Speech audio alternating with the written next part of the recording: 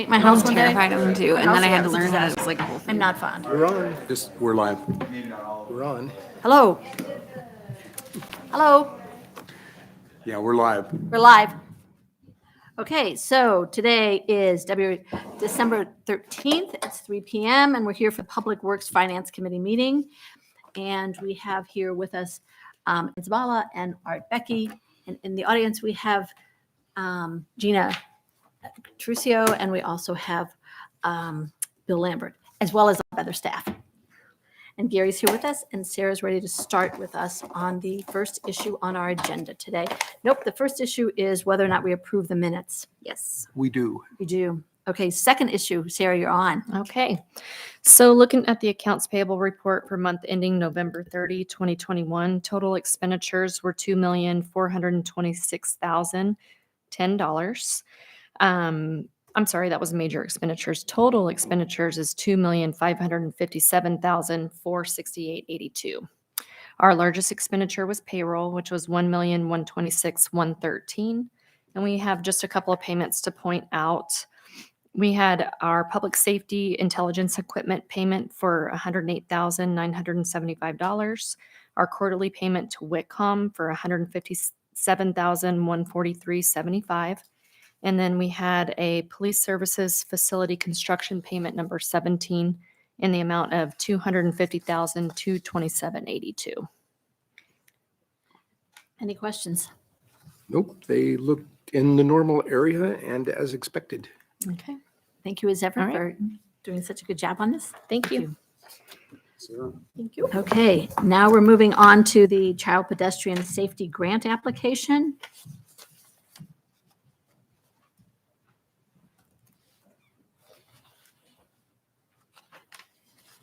While Nate is setting us up, I will just bring to the attention that there was a typo of a date in the application announcement. So let me just correct that with you. It is on the third page of the application under number 1, application information. And in the second paragraph, it says by late fall, early winter 2021. That should be 2022. As was stated in the CCSR correctly. Yes. Thank you. All right, so I have a very brief presentation on our Child Pedestrian Safety Grant application this week. Okay. So a little bit of a history for this grant. Remember, we did actually apply for this and were successful back in 2017, and that paid for some of the improvements on 3rd Street in front of the high school there. This is a new one-time, it's not from the surplus eliminator, it's a new House bill that was requested by Governor Little, and they are trying to make it permanent, but at this point in time, there's no concrete plans for that, or no concrete agreements for that. It is a maximum grant funding of $250,000, and one of the reasons we like this program is it doesn't require a local match. It also doesn't require any larger or more complicated specification sets that we might have to use. We can use our City of Moscow specifications. The applications for this are due December 16th. And as I presented this, yeah, it's a very tight turnaround on this one particularly. I'm sure So- we have a draft of this already. Yes, we do. And the proposed project for this includes reconfiguring the D Street and Mountain View Road intersection, and then in coordination with that, the B Street and Cleveland Street intersection to provide an additional drop-off location. The current engineer's estimate for the project is $285,000. So with a maximum grant funding of $250,000, we would need to come up with $35,000 of our own city funds for this project. We'll look a little bit at the details, and this is the large view. I've got an expanded view in the next few slides, but essentially what we're proposing to do on this D and Mountain View intersection is finish the pilot project that we started with the tubular markers. So currently we have a tubular markers blocking the left turn lanes in each of these approaches. So essentially taking what was 2 lanes and narrowing it down to a single a single lane on each cardinal direction. This would essentially make that permanent with concrete, curb, gutter, sidewalk, et cetera. And it would allow us to have, through the bulb outs, we'd be able to have 10-foot pedestrian curb behind the walk there. So a little bit of detail on the north side. You can see some of these numbers are a little hard to read, so I'll just let you know we are proposing 5-foot bike lanes on each side and 12-foot travel lanes. So that would get us our 34-foot width that we have there. And that would, so we would have through bike lanes that would extend. The original concept proposed having a mixing lane where we'd put the bikes up onto the sidewalk. And instead we decided to go with these through lanes here. So, and then similar thing on the south, you can see we've created a little bit of a carve out for the smart transit to pull out for the bus shelter there. And that will provide a little protection for them and for passengers as they're loading. Apologies, that's supposed to say B Street. I thought I had changed that. That happened to me at the Transportation Commission too. So here we have the unused spur of Cleveland Street that dead ends at Euler Field here. And all we're proposing doing is essentially abandoning that as a street, continuing the curb and gutter straight through that intersection and turning this into a T intersection. And this will have vegetation and some benches to facilitate drop off. And essentially this would just extend the curb that parents are currently using to drop off and would make a simpler situation there. That's all I had on. Needed extra space for the car when they're dropping their kid off. They just drop them off and go, right? Yes. So we would, and one of the things that we've been discussing with streets is how we would sign this to make sure that it's very clear that it is a loading zone. Because what we're trying to avoid is what currently happens now is you have some people queuing up here in front of the driveway. And then essentially a lot of people tend to queue up right here in the pedestrian pathway. So by providing this extra space here, we're allowing, 2 to 3 additional cars worth of length is what we're hoping. Okay, so if I understand it correctly, the street is not going to end exactly where the sidewalk is currently on each side of it. You'll be pushed back so there'll be some space for a car to pull over to drop somebody off. Is that right?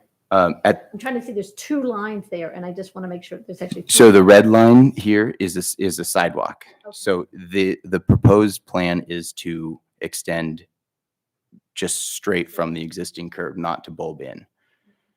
So there was some concern with how parents would essentially look at that when they're going to pull in, because we have right now is people kind of stacking on each other. And so when you have those bulbs, sometimes that exacerbates that problem. Yeah, makes sense. So in working with Aaron and Helen and the folks from the Safe Routes weeks ago and had since a conversation with Dr. Bailey, Superintendent Bailey, and Helen and Aaron, and they'll be working with us to let parents know that this is a drop-off area. It's not pick up and wait. This is providing some protection, and this will allow the greatest flow of traffic in a safe area. So we'll have it signed, and it'll be a safe waiting area for kids too, for their parents to pick them up. And I think we talked about maybe having a bike rack there and some benches and things. So this will also keep, a lot of times you'll see cars that are just pulled in straight right there. And they park on the path sometimes. So this is a good way to protect the end of the, have a little pocket park at the end of that path for Euler Field. And potentially too, now that we'll be putting out information through the PTA and the school district and Safe Routes to School, parents will maybe move toward using this and not go through the D Street and Mountain View. So lessen some of that congestion, but then this will also be a designated area with the crosswalks too. And also in support of that, Safe Routes to School folks were very happy, and Dr. Bailey was with leaving the current test configuration the way it is. Felt it was a lot safer situation for the crossing guards and that type of thing. So, they're happy to see that happening. And this all still falls within the Safe Routes to School maps and plans that they have. So those will get updated also. And so we'll be working with them in partnership. We've also spoken to Ben Amon at SMART, and he's glad to see this too, because the traffic at school time when he's coming down with the buses or his dial-a-ride folks, it's just much easier for them when there's designated areas and the kids know what to do and the parents know what to do. Sometimes the kids will wait at the bus stop for their parents. Yeah, at the public bus stop, and or at the public transit bus stop. I didn't know that, and he's had times he said that he hasn't been able to pull in with his bus because there's kids getting in and out of their cars. So that was something I hadn't. So I don't know if we maybe want to do a little more PR on that, but so this application's been widely accepted, and people are encouraged and are wishing, are glad that it'll be being taken care of next year. And this isn't one of those projects that waits 2 years before we can actually construct it. So it falls in line with all of the prior projects. It's an extension of the existing project. So it's the next step. So I think it's a well-supported application and follows the plan that we've built and stayed with over the years. You said that Cleveland Street extension to the north there, that will be retained by the city. It's not being vacated It's and not being given. vacated. Okay. It will just remove the asphalt and return it to like grass. Okay. So has Parks been consulted on this, since they'll have maintenance responsibilities for it? I have not talked to Parks Probably about need this. to do that. So my other question is, have you contacted the neighbors on each side of that, on the south side of the street, so that they know that it's going to become more of a space where people will be dropping their kids off? We would wait to see if our application is actually approved before we would do that. Okay. Because I think that they would probably best to hear it from the city before they read it in the newspaper. And we can let them know that we submitted an application. But I think some organization would Yeah. probably, this looks like a great proposal. I just want to make sure that the neighbors aren't surprised. Great. Any other questions? No question, but it was pointed out in the packet that the D in Mountain View intersection also allows for stacking of pedestrians behind the sidewalk in the Mhm. intersection, which sounds really handy to have too. Mhm. When you get a big gush of students coming out, it's a place for them to stand without overflowing onto everything around them. So also that's a benefit. I believe the crossing guards will be quite happy to have a little I extra bet they room will be. there. Yeah. And even as a driver, it's less confusing having, you stop, you turn your blinker on, you go, and you don't have to wait, Four-way See. stops are a mystery to many drivers. yeah. But So, especially with people being the crossing guard there. Like who's going when? The drivers don't know, much less whether or not the traffic director doesn't know where it is either. yeah. And with the turning lanes, in my head, it's like, well, who stopped first? Well, it's a little confusing when you have turning lanes. There's 8 choices instead of 4. Yep. So when will we know if we're successful in our grant application? They anticipate mid-March is the award, and we would have to have the bid mid-June. Perfect. Sounds like we should move this right ahead Consent quickly. agenda. Okay. We want you to get this grant out. Thank you. I'm glad you worked on it ahead of time. Thank guys. you. Thank you. Okay, so I think you're staying here, Lisa, for a while. And Bill Delnoff is coming up as well. And we are on the ARPA Small Business and Nonprofit COVID-19 Assistance Grant Program.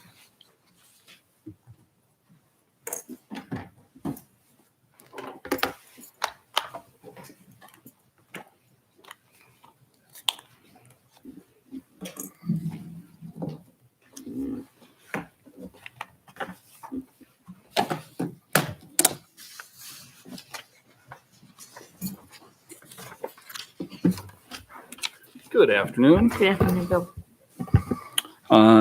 Just to provide a little bit of background, as the council's aware, the federal government passed the America Rescue Act, and as part of that program, allocated funds for state and local entities to use for COVID-19 recovery purposes.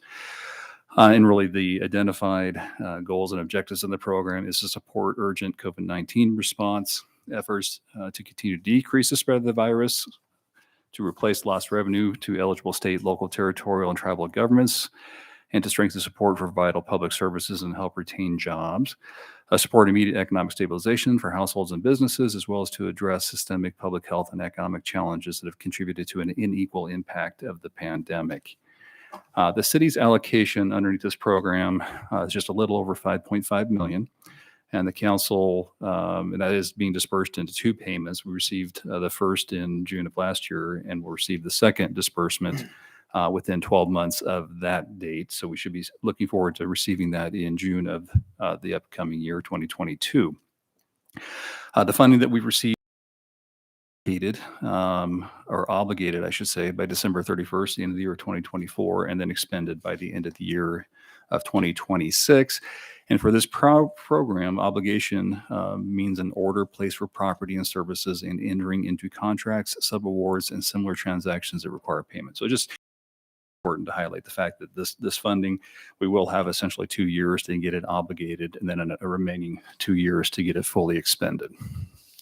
Council held a workshop on October 25th, where the council approved the following allocation that included $750,000 for a small business and nonprofit assistance program to be created by the city, which we're here to talk about this afternoon.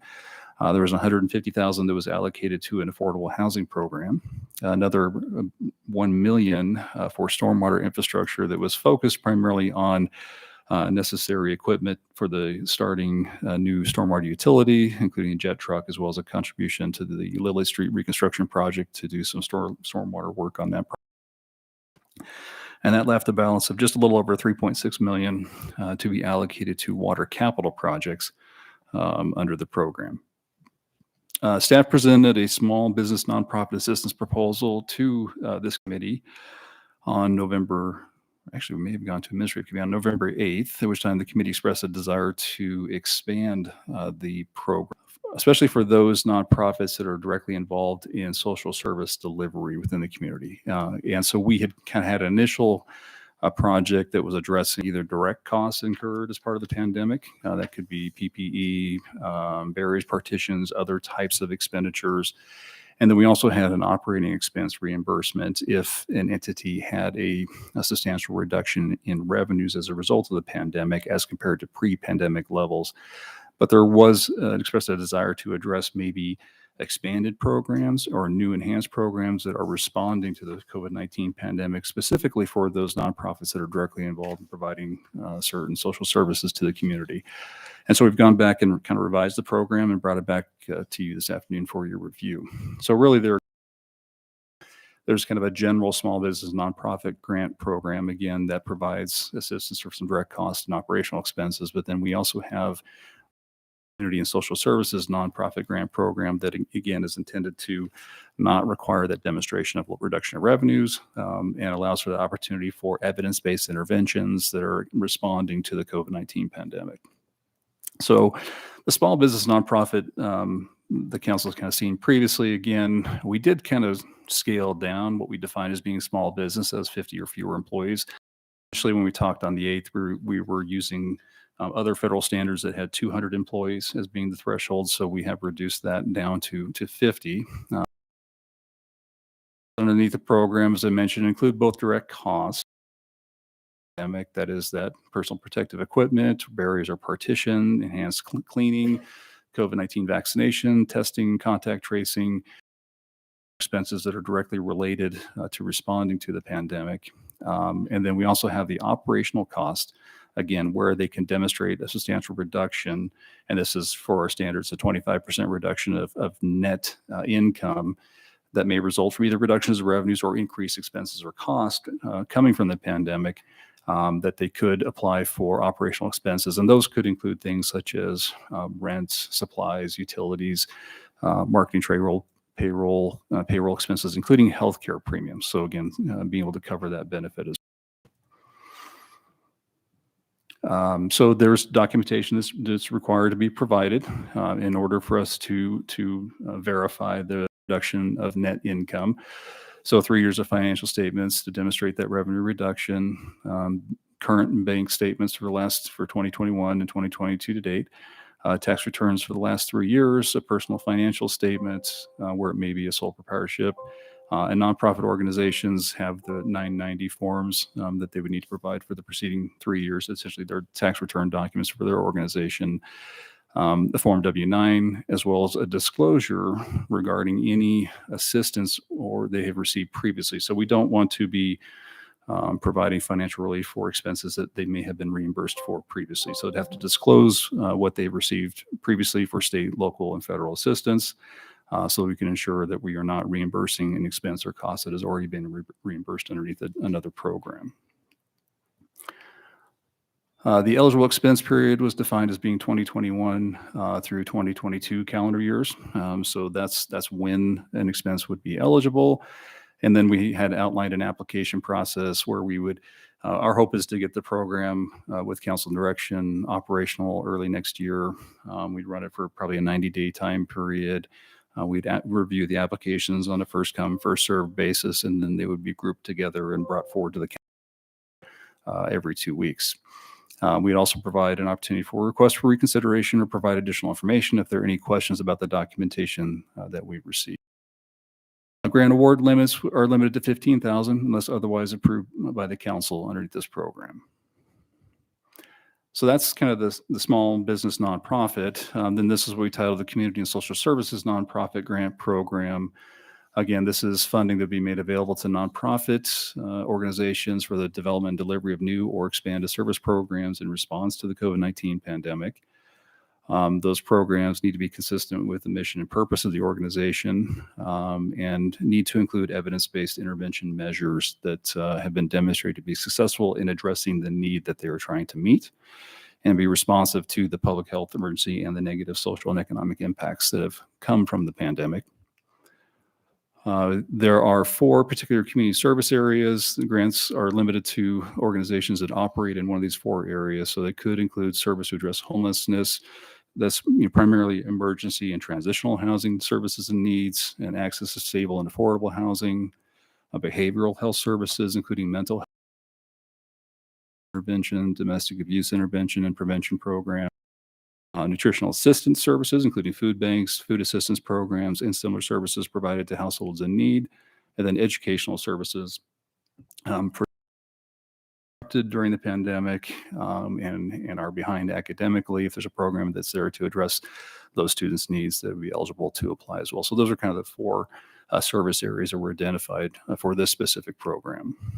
Eligible entities, again, any 501c3 nonprofit organization, not strictly foundations. Really, it has to be a nonprofit organization, providing direct assistance and services to Moscow residents. It must have a primary mission that is within one or more of the community service areas that were identified. We do note the nonprofit organization must have at least 1 employee, and the goal there was to address those that are directly involved in the delivery. We've been made aware there are some concerns that there are some food banks that operate locally that don't have direct paid employees, and so we can add an exception. The council can approve award of an entity that doesn't have an employee in those instances. So certainly that's something we can modify and address in the program. The grant awards that we've identified are $25,000, depending upon available funding and program interest.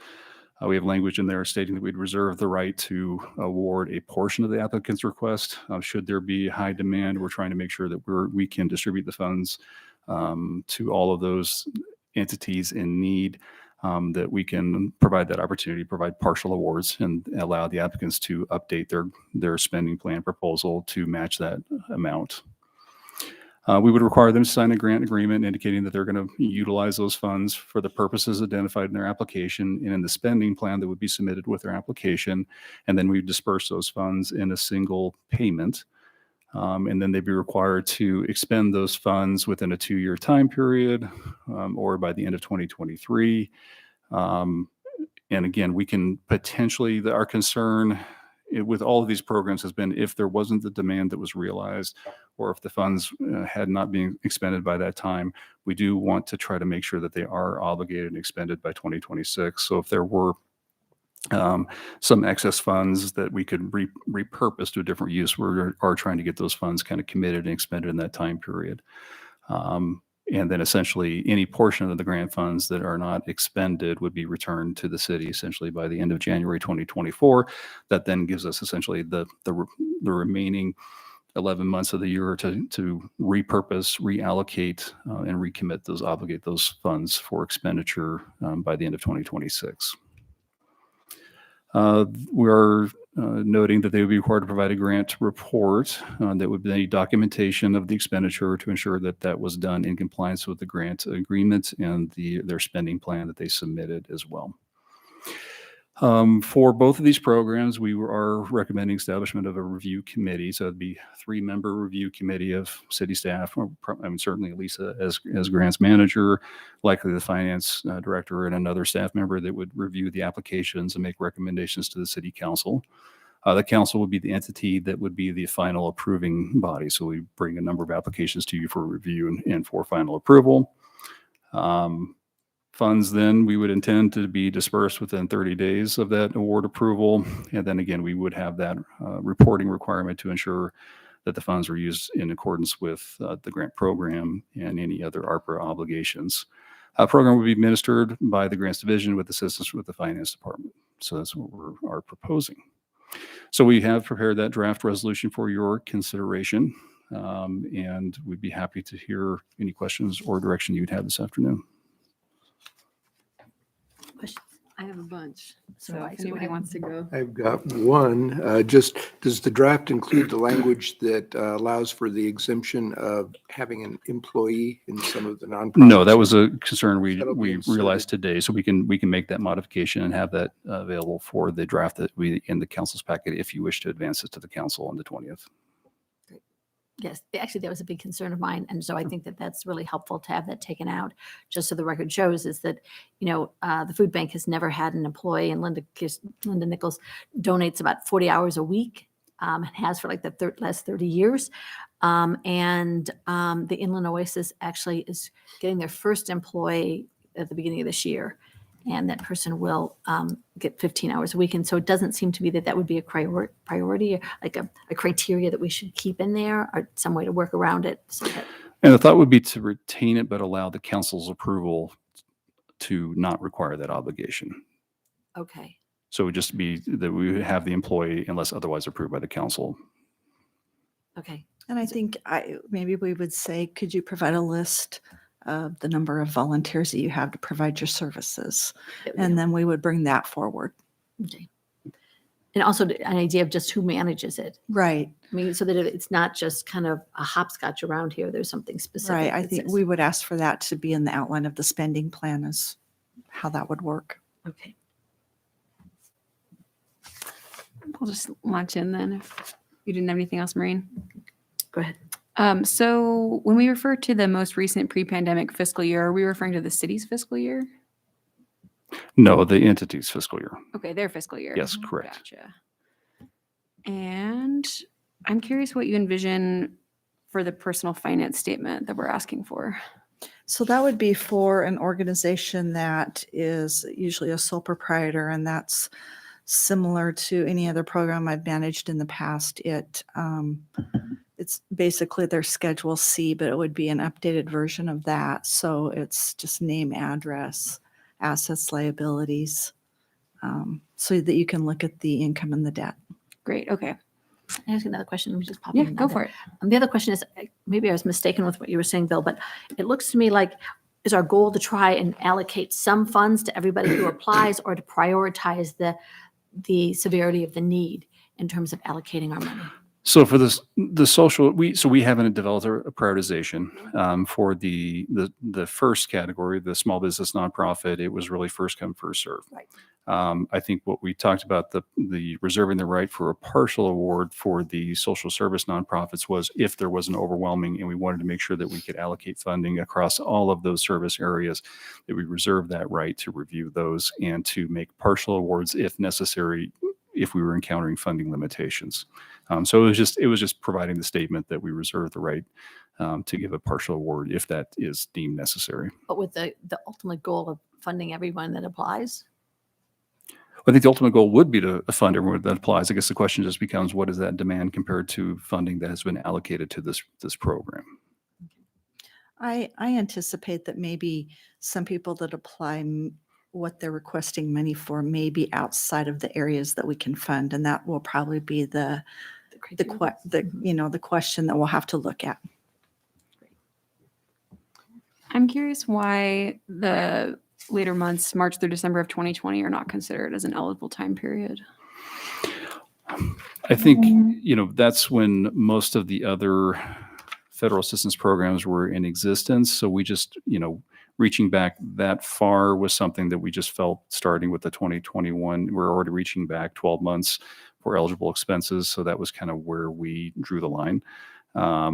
If the council would like to explore pushing that eligible expense period back farther, we could. It just seemed to be at some point, we're already reaching back a year, going back to reimbursed expenses from 2 years ago seemed to be, a And bit. also the first few months of 2020 where everything was operating normally. And so how do you show the same impact at that point? So I think going to 2021 makes more sense in terms of documentation as well as the total impact that COVID might have had on a particular entity. I understand the rationale. I just also think there was probably, for a lot of entities, a ton of money spent right at the beginning in terms of different things that they might need for setup, for safety and everything else. So I was curious about that. And then so when there's two standouts for me when it says unless approved by the city council. So any applications over 15,000 or anything that falls under the community service areas, it's not quite there for a different application. What do you envision as the process? Is it similar to something where, let's say the review committee deems that maybe it's not, and then it's appealed and goes up to us, or do you just pass it directly onto the council? How do you imagine that functioning? So for the actual grant awards, if somebody makes a request in excess of the 15,000, let's say they make a request underneath the small business program for 25,000, we make a recommendation that the award be limited to the 15,000 that was set forth in the resolution.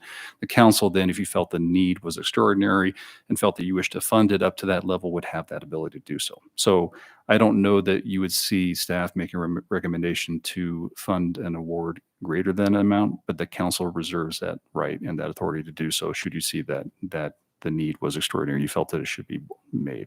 So how would we know an application of that amount had been received? It'll come in the full packet. So you'll receive the funding request, you receive the committee's review and recommendation. So all of that material will be in your packet when it gets to you for final approval. Great. I think those were all my questions. I had a couple small other things to point out. So I think the review committee sounds great. I think we could explore maybe specifying that it will be staff. If you just read review committee, I thought that might be something that would be helpful. And then in the language of the whereases, so there's two that sort of address the rationale. There's one about small business, but then there's also one about the pandemic's impacts. Specifically, it talks about behavioral health. It doesn't really, to me, kind of encompass the other areas that we're intending to fund. I'd be interested in seeing that reworked a little bit or an additional one added. Right here. Give me the number that page you're on. Yeah. The top. 22. Page, yeah.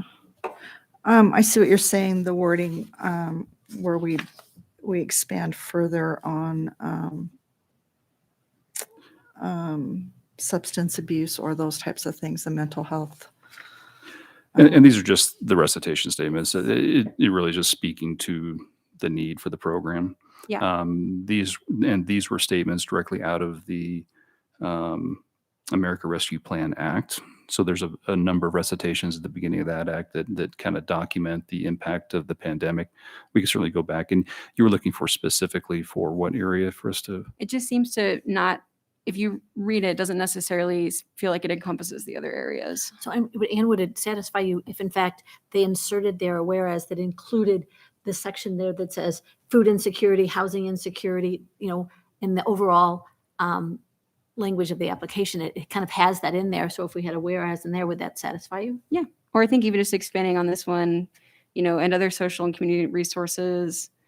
And such address the as- housing and yeah. housing security and housing and food security. Sure, we Yeah. can do that. We can add And that. then the last one, just that for me, reading it, it wasn't clear that it was the applicant's fiscal year.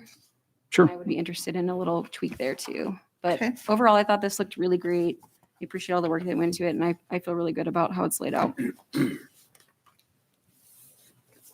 well, we can easily make those modifications and have it to you for review at the council meeting. Great. Thank you so much. That'll be regular agenda. Yes. Thank you. Okay, moving on to the next one. First of all, I just want to say, as you're sitting here with, on your second one, how much work it is to be the grants person right now when there's granting opportunities out there and staying on top of it and keeping us informed of those. Okay, then the next one. I don't think you get to, oh, these are the Affordable Home Ownership Grant Program Awards.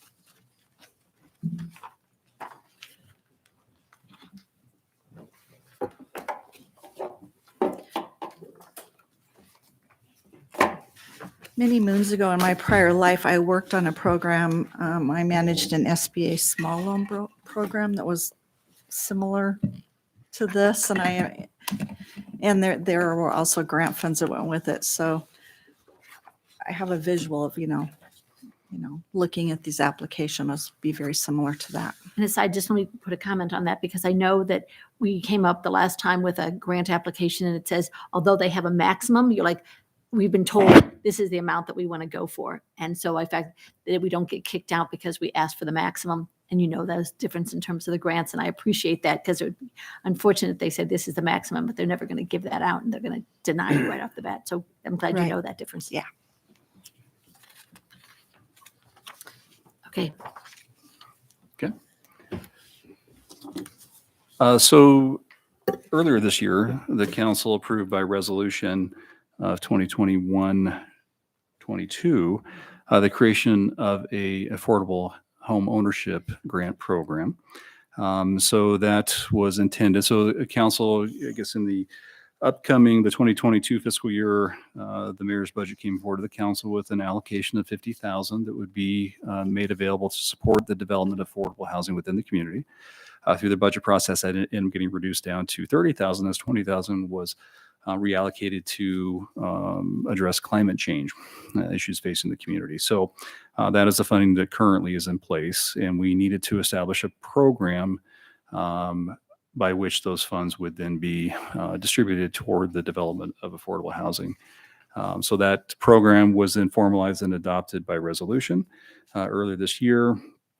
Essentially, it made funding available to nonprofit entities whose primary mission and purpose is the development of affordable housing within Moscow.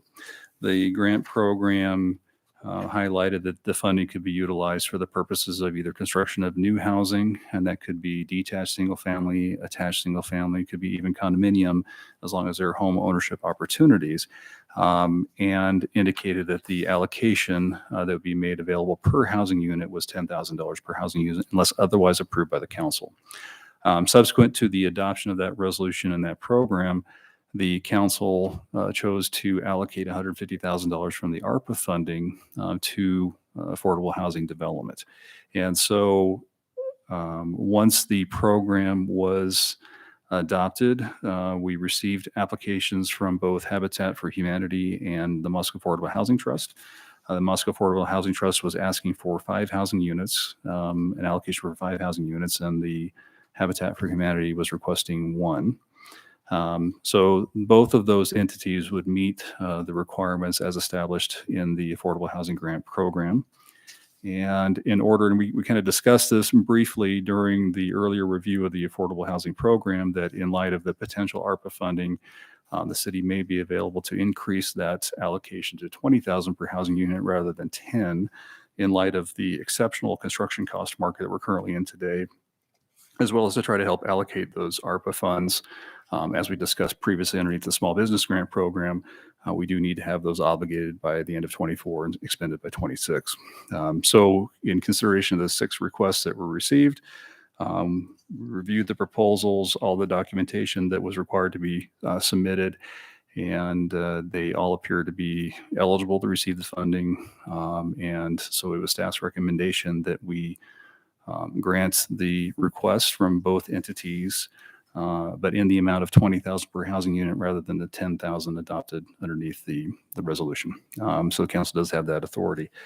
The initial thought was to utilize the $30,000 that the council had appropriated for the program this year, and then we would supplement the remaining $90,000 from the ARPA, from the $150,000 of ARPA funds. That's the program. When it was proposed to the council for consideration with the ARPA program, it was described as that the city would likely allocate or intended to allocate 50,000 per year. And then we'd add 50,000 of the ARPA funds to that per year for a $100,000 allocation for the upcoming 3 years to support development of housing. There is a time lag. It does take time for both Habitat and the Housing Trust to actually get housing units, property secured, homes built, and then they have to, underneath the program, this is a reimbursement basis. So the house has to meet certain affordability standards, the buyer has to meet certain income standards, and those are verified upon the closing of the sale of the home. And then we reimburse them, then whatever the allocation is to the nonprofit housing developer. So in order to try to get the money in the pipeline to get the housing units constructed, we are recommending to increase that allocation to 20,000 per housing unit. With that, I think we'd be happy to answer any questions that the committee might have. And I know you have a question. So Didn't you have a question? um, Sure, but go for it. Yeah, Oh. thank you though. I was just going to say, so in my home checkbook oriented outlook on some of the budgety bits, we're essentially spending more in the beginning out of the ARPA monies supplemented by this year's $30,000, which would leave us with $60,000 in the ARPA monies, plus any additional at $50,000 a year that we're thinking supplement to that for the next couple of years. In FY23, whatever the council decides to appropriate to the funding. So the ARPA funding would be placed into a capital accumulation line item, would stay there for the purposes of this program. And then during the formation of the 2023 budget, whatever the mayor and the council decide to appropriate would be added to that 60,000. And then that would be available beginning essentially in October 1 of 2022. As we turn the fiscal year, that's when we intend to make the funding available. So as we move into that time period, into the FY23 budget, that funding would be available for applications. So it sounds like it's given the time lag with all of the qualifying bits of having to have the house built already and stuff like that for this to actually get T spending up front sounds like a wise thing to do if we're going to obligate the funds in time to have them used. That raises the question of whether or not we should make it the whole allocation out of ARPA funds and then just keep rolling over the 30,000 for the next couple of years until we need that money. And so I'm not sure, can you explain why one is better than the other? I think that certainly would be an option. We presented it in this fashion because this is the way that was described to the council when the council made the appropriation from the ARPA funds towards affordable housing. It was always presented as being, we would take a portion of it, we would match that with a city's budgeted funds, and that would be available over the next 3 years. If the council would prefer to make the entire 120 allocation out of ARPA funds, we could certainly do that. The 30,000 would end up, we move the 30,000 into that capital accumulation fund. And then we would have 30,000 left over from the ARPA funds that would end there, and we would end up at the same amount. We would pre-obligate some of the ARPA funds earlier, which there's probably some advantages to doing that. It just had always been presented that this was going to be contributed 50,000 per year to kind of have a more steady funding stream for that program. But My own sense is that since they have such a tight timeline, I mean, to get funds allocated and then expended during this period of time seems to me to be somewhat of a short time frame. And so if somebody coming in and they applied, they said, we know you'll get X number, I guess it's like X number of dollars this year and next year, just because the funding doesn't come in until June of 2022, the second payment, right? But if you give people notice, my biggest concern is I want to make sure that those who in fact are going to get funds know that they have those funds and they have a very limited amount of time. And the longer they have to be able to get ready to spend that money and to get the projects done seems advantageous. And I don't think it'll necessarily be difficult. So for this grant award, we would view that as being an obligation. We'd have until the end of 26 for those funds to be fully expended. It'd be best, it'd probably be preferable for the city to have it obligated and expended well in advance of that, so we don't run the risk of having a grant award or a commitment. They have the 24 months to build the home and close on the home with a qualifying buyer. there could be some moderate risk that an allocation and award made in 24 may not close with a qualifying buyer by the end of 26, and there could be a risk that some of that money would maybe necessarily be required to be returned back to the feds if that would be the case. So there are some advantages to ensuring that the funding that has the obligation and expenditure timeline is committed earlier rather than later, and the city could reserve its 30,000 that does not have those requirements for a later contribution. But, okay, so I have a question about the trust fund, and that is, do they not build it and set it up until they have a buyer, or don't they build it and then they get a buyer? I mean, what order does that come in? Correct. They will get funding to build typically 4 to 5 homes from IHFA that provides the construction loan financing. So they will build it, and then they will find a qualifying buyer. So they don't wait to get a qualifying buyer before they build the home. Correct. Is there any concern after talking to Nels whether or not there's going to be some concern as to whether or not they're going to be able to get 5 houses built or be within the time frame? I don't think so. They are currently looking at modular homes. So these are not mobile or manufactured, but essentially factory-built housing that's placed on a permanent foundation as a way of addressing and helping with affordability. Even though it's per square foot, it is not dramatically less expensive, but you can get guaranteed production and delivery dates, which in this market is challenging to get contractors who are very busy in many other areas. So that appears to be a strategy that the trust is exploring at this time to try to address that question. They have a track record of developing housing, had built 3 townhomes just in the area near where their Paradise Valley View subdivision is, where we expect they will use this allocation to. So I think we're confident they'll find a way to get those housing units constructed. One other one, dealing with the accounting thing, we get 2 draws on the ARPA funds by expending more of this 150,000 we've allocated. Is that just an exercise in accounting, moving things around than it is saying, oh, 75 here and 75 there? Well, we don't actually expend this until the home is constructed and closed to a qualifying buyer. So we will receive thing the in second tranche of funding before we see any request for actual payment. What the entities will receive now is a letter of grant award that lets them know they can rely that if they meet the conditions of the program, that they construct and close the house within 24 months with a qualifying buyer, that essentially they can expect to have the city reimburse them that award. And so we won't see that expense until we receive that second tranche of funding. I have a question too. I thought we agreed to, like, this year was going to be 30,000 between the housing was going to be 30,000 and climate change was going to be 20. My question is, it appears to me that this looks like we are committing on into the future, well past that, for these funds. And I have some kind of apprehension about deciding, I mean, although housing is a huge issue for us, and particularly it's one for me too, having it drafted as if we're going to have this ad infinitum.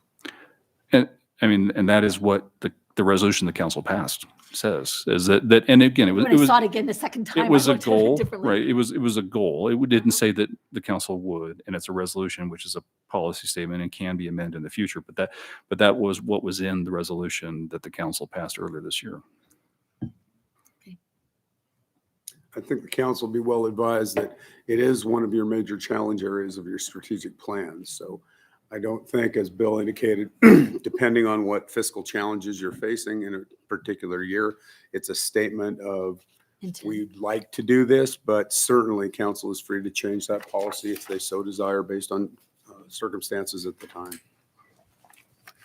Ann, do you have any questions? Yeah, so I love that we have 2 entities eligible for this, but I still don't understand Habitat's recapture or retention mechanism. Have they put one in place that makes them a They're candidate? working on it right now. Okay. And so they'll have to provide evidence of that prior to getting reimbursed. So their letter, they understand they understand the mechanism, either recapture or retention. They are fully committed to complying to that. And they've indicated that there are other Habitat chapters that do that today. And usually it's a resale formula and it's a retention method. And so they are working on that, and they say they'll have that in place prior to starting construction of this next home. Great. That was all I had. Okay. Yeah, great. Thank you very much. It has to go on the agenda. Sam, would you like that on consent or regular? Regular, please. Regularly, yeah. It has to go on the regular.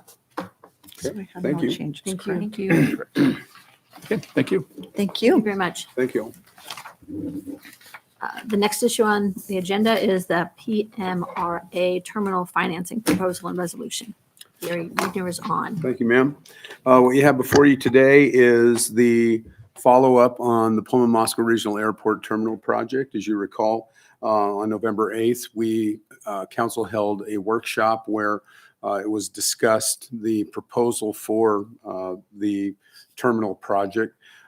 We had representatives of Mead and Hunt and the executive director of the PMRA, Tony Bean, presented to council. Essentially, they presented a budget or a project that had been designated, excuse me, got a frog in my throat, had been designated by the Pullman Moscow Regional Airport Board as bring a project in that had $10 million of local match, kind of mirroring what they'd done for the airport runway realignment project.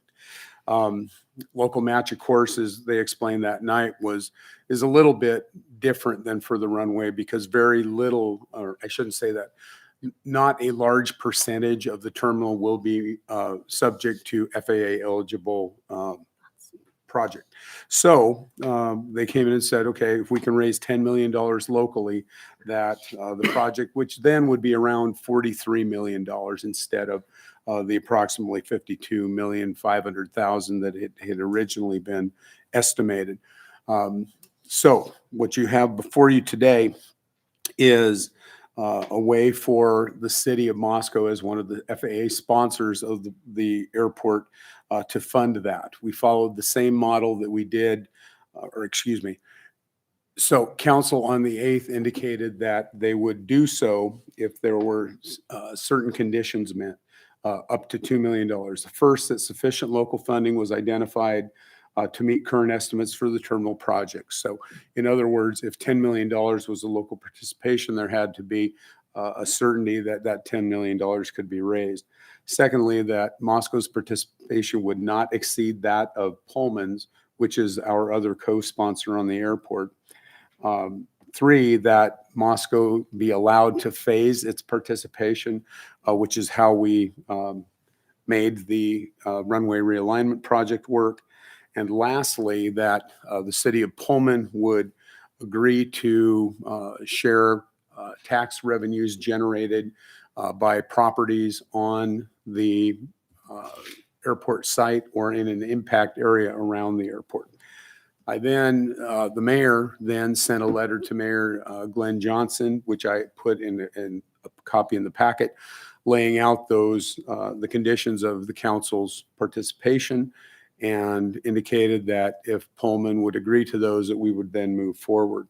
I went to the city of Pullman's council meeting approximately 2 weeks ago where it was presented, and they indicated that they would participate up to $2 million as well, and would be able to cash flow the project allowing us to phase our participation. They did not talk about the tax revenue sharing arrangement, in the airport property and around the impact area of the airport. Further inquiry in discussing it with City Administrator Mike Urban. He had discussions with Mayor Johnson. As you also know, we have a request under our current operating agreement for the airport that half of the land and fixtures of the airport will be transferred to the city of Moscow upon our request. Council authorized to move forward with that request. I sent a letter to Mayor Johnson indicating that the city wished to exercise that option. Right now, Pullman City Attorney Laura McAloon is working on that project. The property, of course, is in the city of Pullman's name. I'm told there are between 50 and 60 separate parcels on the airport, so they either need to develop a quick claim deed for each of those parcels, or they need to consolidate in some way. which is a job, since I will not be here to help, will fall to our city attorney. Not that she wouldn't have done it anyway, but she'll be working with Ms. McAloon to try and facilitate that. So that will take some time.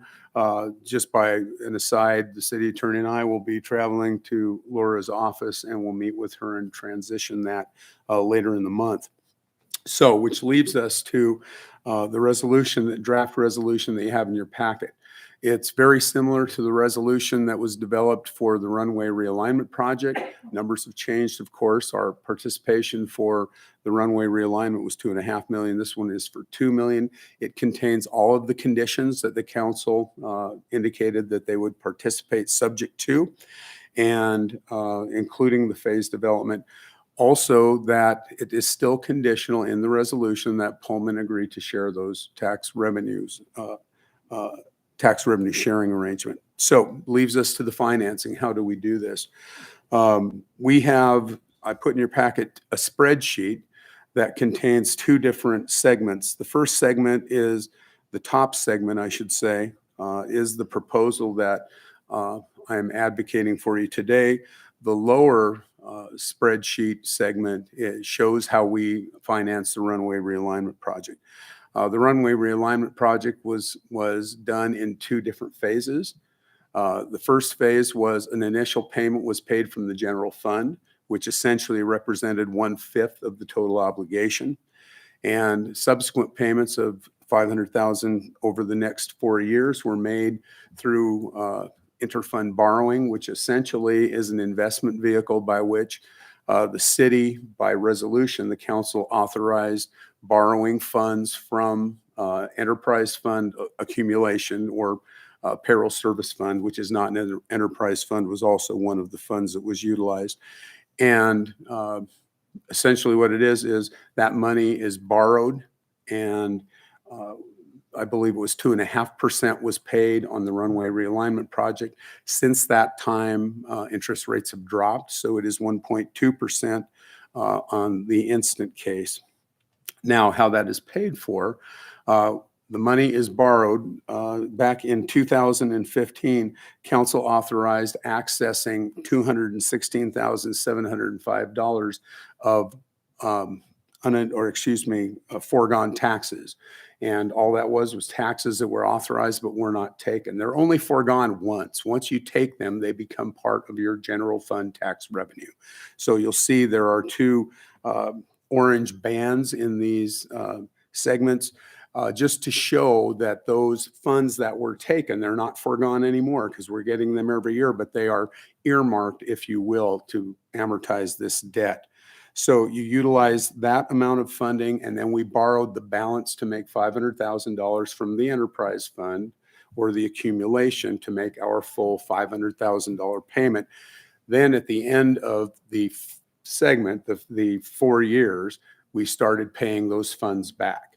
So on the runway realignment project, the last payment made to those enterprise funds will be in fiscal year 2023.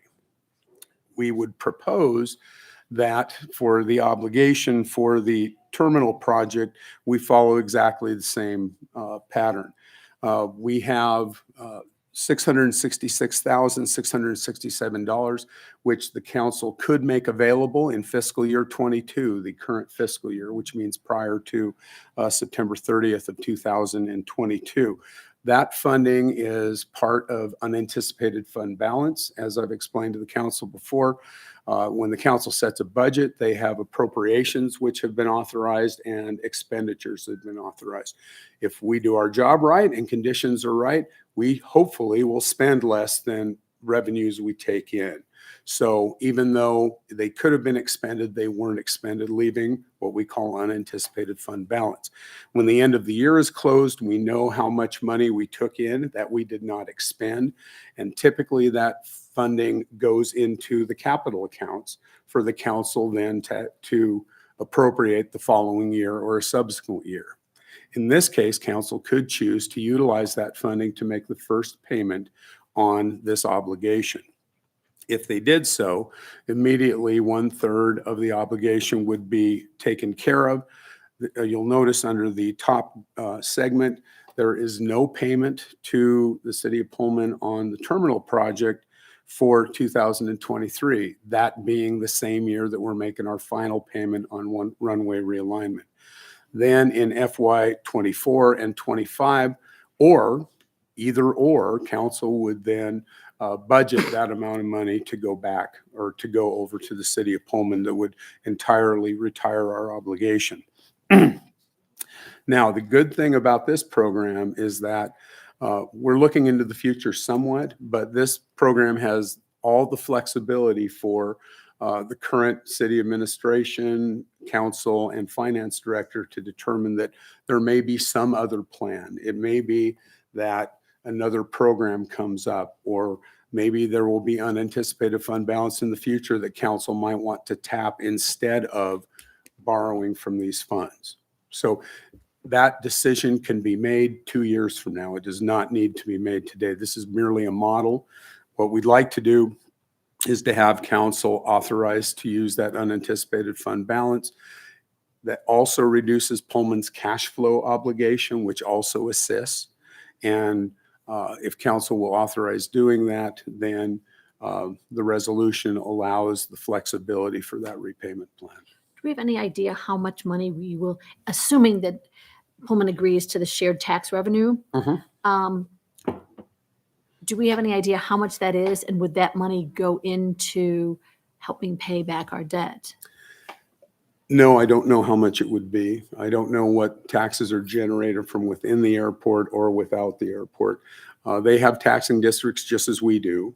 We're not asking that Whitman County or any other taxing district that gets a cut of those taxes would share with us. We're just looking as equal partners in the airport, and having paid the same amount as the city of Pullman has for the airport, that we would share those revenues. But I don't know how much those are. They would come to the city as in the form of a payment, which would go into the general fund, and you could allocate it for whatever you wanted to. Which is the same thing, for instance, if we get enough money to make the parking lot, the parking lots can actually make money, and that would come back into our general fund. No, monies that are generated by the airport, I'm talking about revenues, profit, whatever you want to call it, has to stay with the airport. It's not a profit center for the cities that are sponsors. I'm talking about any funds that are paid, any money that is paid for property or sales tax generated. That money isn't FAA money or FAA obligated money. That is paid to the local government jurisdiction. Okay. It's unfortunate they can't help pay off the debt. I just want to point that out. The FAA is fairly clear about that, and the attorneys that we hired to assist us with the property transfer made it very clear to us that those funds are not eligible to help us. I think it's a pretty clear, as straightforward as it could be, way to facilitate this transfer without incurring a lot of pain in other areas of the budget. I don't know what the other options are. I mean, you're heading that direction. I'm not sure, but I still think it should go onto the full agenda. You bet. Ann, did you have anything to say? Nope. Okay. I agree. Okay, we'll bring it to the regular agenda as well. Mhm. Okay. Okay, so we're 3 minutes and 35 seconds over. So if I don't hear, ready to adjourn? Let's Any go. other issues? Let's go. Turn it over to the admin folks.